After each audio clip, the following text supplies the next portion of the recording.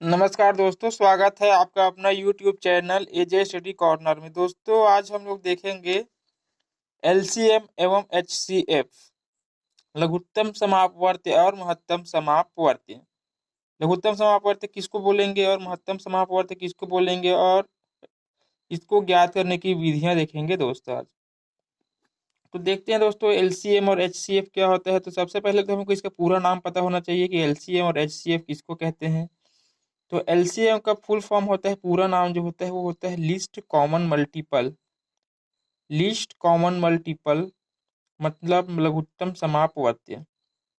और एचसीएफ मतलब होता है हाईएस्ट कॉमन फैक्टर। क्या होता है दोस्तों? हाईएस्ट कॉमन फैक्टर मतलब महत्तम समापवर्त्य। तो डेफिनेशन देखते हैं दोस्तों। चलो हम लोग क्या करते हैं, पहले तो सबसे पहले हम लोग इसका फुल फॉर्म देख चुके। क्या देखें हम लोग? एलसीएम का पूरा नाम होता है लिस्ट कॉमन मल्टीपल और एचसीएफ का पूरा नाम होता है हाईएस्ट कॉमन फैक्टर। अब हम लोग डेफिनेशन देखते हैं, डेफिनेशन चेक करते हैं डेफिनेशन क्या कहता है। सबसे पहले हम लोग एलसीएम का डेफिनेशन देखेंगे कि इसका एलसीएम का डेफिनेशन, डेफिनेशन ऑफ एलसीएम। तो एलसीएम का डेफिनेशन क्या है दोस्तों? एलसीएम का डेफिनेशन लिस्ट कॉमन मल्टीपल का डेफिनेशन देखते हैं लघुत्तम समापवर्त्य का।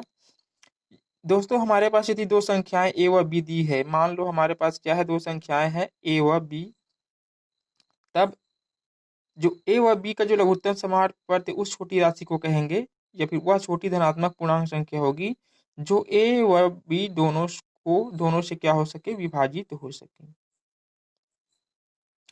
ध्यान दीजिए दोस्तों कि जो लघुत्तम समापवर्त्य होता है वह छोटी से छोटी राशि होती है जो दी गई संख्या से विभाजित हो सके, दोनों से विभाजित हो सके। दो संख्या ए व बी है, मान लो क्या है, दो संख्याएं ए व बी है, तब ए व बी का जो लघुत्तम समापवर्त्य होगा वह जो होगा वह इन दोनों राशियों को दोनों राशियों से विभाजित हो जाएगा, इन दोनों राशियों से विभाजित हो जाएगा। मान लीजिए 3 व 4 का लघुत्तम समापवर्त्य हम लोग चेक करें तो देखें कि कौन सा ऐसा छोटा धनात्मक पूर्णांक है जो 3 व 4 दोनों से विभाजित हो जाए। तो हम लोग देखते हैं क्या 12 ऐसा 12 ऐसा नंबर है, ऐसा संख्या है जो 3 व 4 दोनों से विभाजित हो सकता है। तो 12 जो है आपका क्या हो जाएगा, 3 व 4 का लघुत्तम समापवर्त्य हो जाएगा। ध्यान दीजिए दोस्तों, मल्टीपल मीन्स गुणज होता है, गुणज को मल्टीपल्स बोलते हैं और इसी को अपवर्त्य भी बोल देते हैं। गुणज मतलब होता है अपवर्त्य। अब ये देखो दोस्तों कि 3 व 4 का लघुत्तम समापवर्त्य 12 ही क्यों है? क्योंकि 12 से ऐसी कोई छोटी संख्या और नहीं है जो 3 व 4 दोनों से विभाजित हो सके। हम लोग 9 देखें तो 9 भी, यदि हम लोग चेक करें 9 तो 9 भी क्या होगा, 3 व 4 दोनों से विभाजित नहीं होगा। 8 भी 3 व 4 दोनों से विभाजित नहीं होगा। 9 3 से विभाजित हो जाएगा पर 8 4 से विभाजित नहीं होगा। 8 4 से विभाजित हो जाएगा बट 3 से विभाजित नहीं होगा। मतलब जो है 12 ही ऐसी ऐसी छोटी पूर्णांक संख्या है, धनात्मक पूर्णांक, जो 3 व 4 दोनों से विभाजित हो सकते हैं। तो लघुत्तम समापवर्त्य ज्ञात करने की विधियां होती है दोस्तों, विधियां देखते हैं हम लोग। सबसे पहले होती है विधियां अभाज्य गुणनखंड विधि। अभाज्य गुणनखंड विधि मतलब होता है प्राइम फैक्टर मेथड। अभाज्य गुणनखंड विधि मतलब होता है prime factor method. Prime factor method क्या होता है? अभाज्य गुणनखंड विधि क्या होता है दोस्तों? अभाज्य गुणनखंड विधि, अभाज्य गुणनखंड विधि जो है, ये वाला जो दिखाई दे रहा है आपको, ये है आपका भाग विधि है, और ये दूसरा तरफ दिखाई दे रहा है वो क्या है, अभाज्य गुणनखंड विधि। मतलब उसका गुणनखंड करते हैं, मल्टीपल्स निकाल के करते हैं उसका। मल्टीपल मतलब गुणज निकाल के करते हैं दोस्तों। तो ये है आपका अभाज्य गुणनखंड विधि और ये जो है आपका भाग विधि। तो अधिकतम जो है एलसीएम या एचसीएफ निकालने के लिए इस विधि का उपयोग ज्यादा किया जाता है। कौन सी विधि का? भाग विधि का उपयोग ज्यादा होता है। चलिए दोस्तों निकाल के देखिए हम लोग कि भाग विधि से एग्जाम्पल 16 और 24 का हम लोग क्या निकालें, लघुत्तम समापवर्त्य निकाल के देखें तो क्या होगा।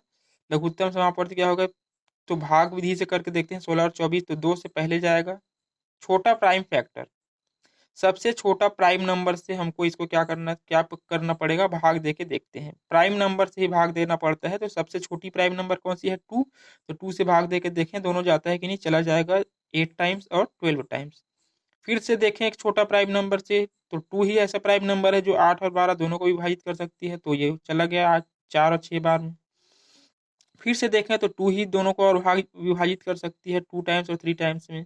उसके बाद देखें तो 2 से नहीं जाएगा। अब दोस्तों ये वाला जो लाइन है वो 2 से नहीं जाएगा, तो क्या हो जाएगा, 2 से ये जाएगा बट ये नहीं जाएगा, इसलिए इसको क्या करते हैं 2 से एक बार और विभाजित करेंगे और 3 से एक बार और विभाजित कर देंगे। तो देखते हैं दोस्तों कि इसका लघुत्तम समापवर्त वास्तव में कितना आया। तो हो जाएगा आपका 2 × 2 × 2 × 2 × 3। ये इसको लिखते हैं, उसको सभी को गुणा कर देंगे तो 48। अभी 48 को कैसे चेक करेंगे, तो 48 ही आएगा, क्योंकि 48 ही ऐसा नंबर है, सबसे छोटी पूर्णांक संख्या है 48, जो 16 व 24 दोनों से विभाजित हो सकती है। 48 जो है 16 व 24 दोनों से विभाजित हो सकती है, इसलिए इसको हम लोग एलसीएम जो निकल के आया वो कितना आया, 48 आया है।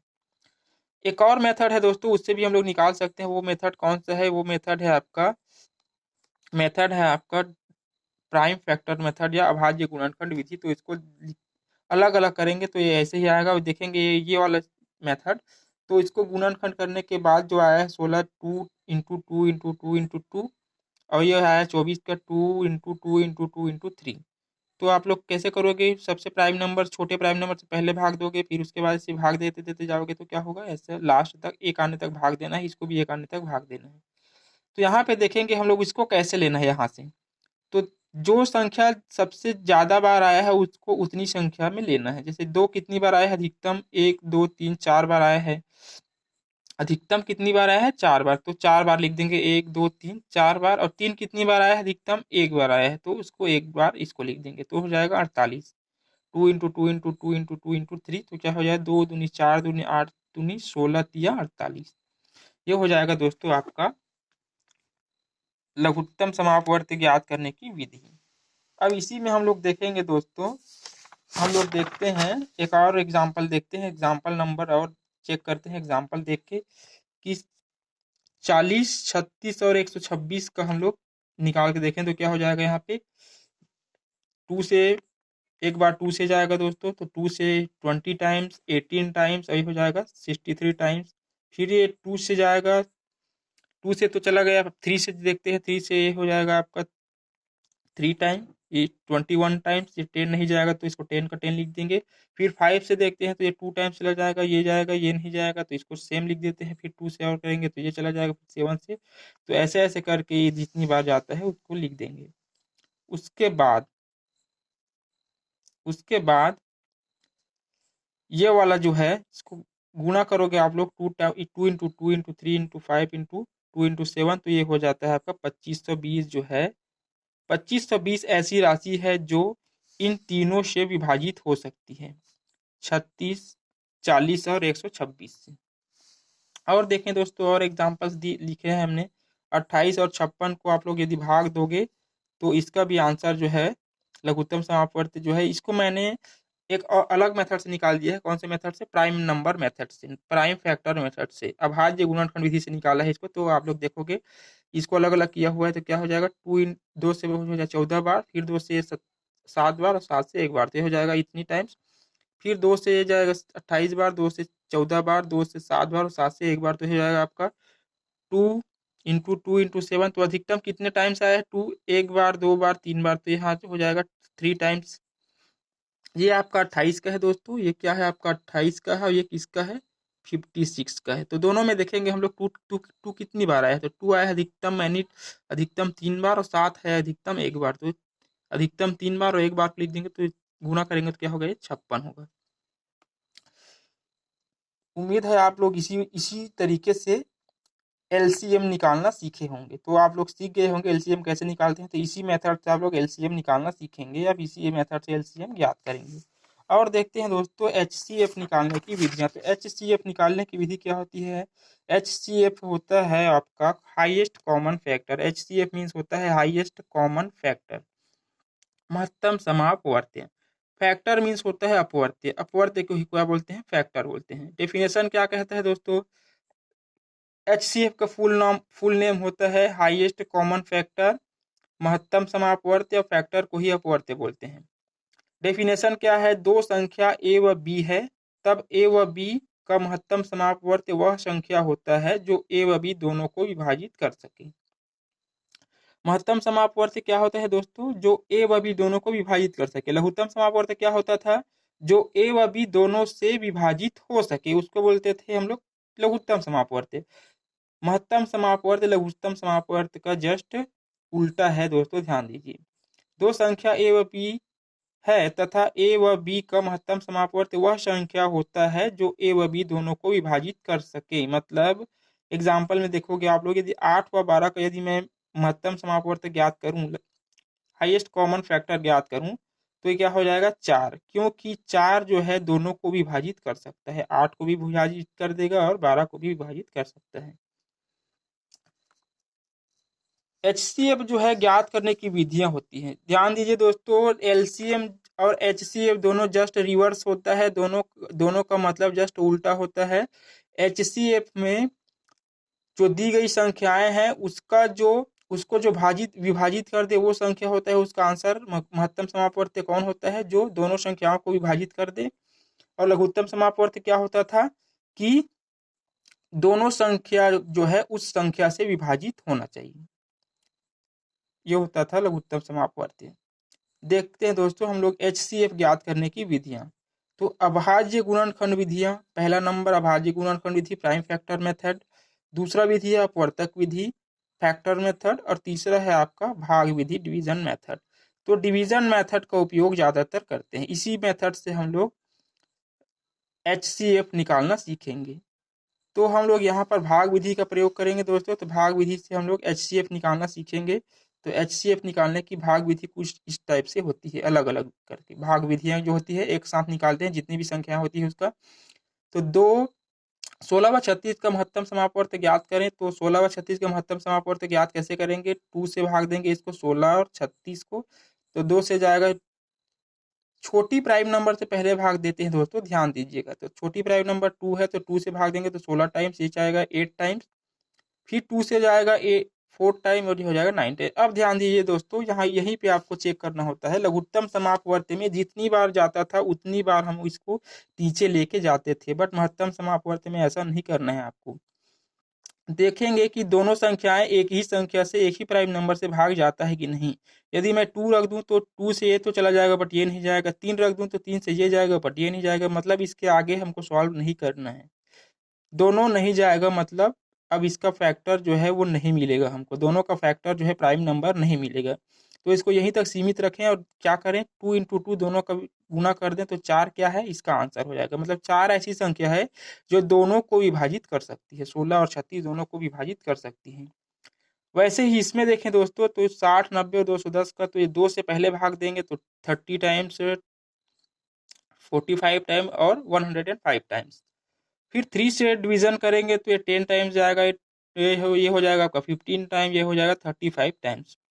अब देखेंगे दोस्तों ये 5 से जाएगा तो 5 से चला जाएगा जी बिल्कुल, 2 टाइम्स, 3 टाइम्स और 7 टाइम्स। अब जो है इसके आगे नहीं सॉल्व होगा क्योंकि ये तीनों प्राइम फैक्टर जो हैं, ये जिन तीनों क्या है प्राइम फैक्टर्स हैं जो एक और स्वयं के अलावा किसी और नंबर से भाग नहीं जाते।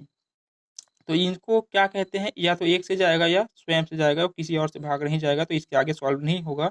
तो सॉल्व यहीं तक होगा, तो 2 इंटू 3 इंटू 5 इक्वल टू 30 इसका क्या हो जाएगा आंसर होगा। इस टाइप से आप लोग एचसीएफ निकालना सीखेंगे दोस्तों, इस तरह से आप लोग एचसीएफ निकालेंगे।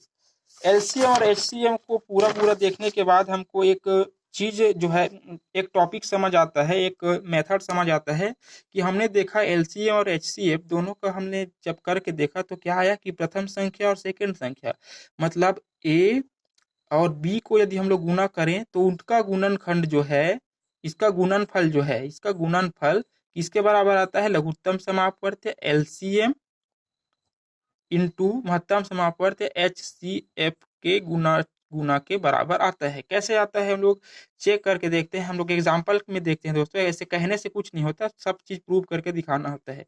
प्रथम संख्या इंटू द्वितीय संख्या और लघुत्तम समापवर्त इंटू महत्तम समापवर्त, ये दोनों का वैल्यू जो है इक्वल आता है कि नहीं, तो देखते हैं इक्वल आएगा, कैसे नहीं आएगा, आता है दोस्तों।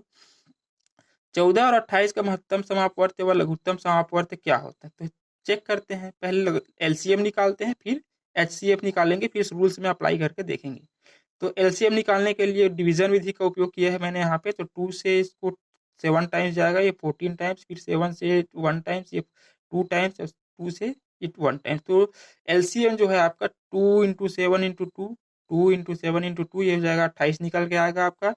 इसी टाइप से HCF जो होगा वो कितने बार आएगा, HCF जो होगा 2 × 7, अब ये 2 आ गया दोस्तों, तो ये अब आगे सॉल्व नहीं होगा क्योंकि प्राइम फैक्टर आ गया यहाँ पे। यदि मैं 2 से भाग कर दूं इसको तो एक तो जाए, एक नहीं जाएगा, 2 चला जाएगा, मतलब दोनों भाग जाना चाहिए, ऐसे संख्या से इसको भाग देते हैं तो ये आगे सॉल्व नहीं होगा। तो इसका आंसर क्या होगा, 2 × 7, 2 × 7 ये हो जाएगा 14। अब हम लोग करके देखते हैं कि इन दोनों का प्रथम संख्या इंटू द्वितीय संख्या और लघुत्तम समापवर्त इंटू महत्तम समापवर्त बराबर होगा कि नहीं। याद कीजिए दोस्तों, प्रथम संख्या क्या था, 14 था, द्वितीय संख्या क्या था, 28 था। मतलब प्रथम संख्या जो है आपका 14 है, द्वितीय संख्या क्या है, 28 है। और साइड में क्या था दोस्तों, एलसीएम, एलसीएम था इंटू क्या था, HCF। तो एलसीएम निकल के आया आपका क्या, 14, सॉरी दोस्तों, एलसीएम निकल के आया आपका 28, ये HCF था, और ये क्या है आपका LCM। मतलब एक ही होता है दोस्तों, इसको पहले लिखे, इसको एक ही चीज है। तो दोनों का जो वैल्यू है समान आता है। देखो दोस्तों, यहाँ पे दिख रहा होगा आपको, दोनों की वैल्यू क्या आएगी, समान आएगी। तो हम लोग यही चेक कर रहे थे यहाँ पे कि जो हमने ऊपर में जो कॉन्सेप्ट लिखा था वो क्लियर है, होता है कि नहीं, आता है कि नहीं। तो ये आया है दोस्तों। उम्मीद है दोस्तों आप लोग को वीडियो पसंद आया होगा। यदि वीडियो पसंद आया होगा तो लाइक और शेयर जरूर करें और चैनल को सब्सक्राइब करें। धन्यवाद।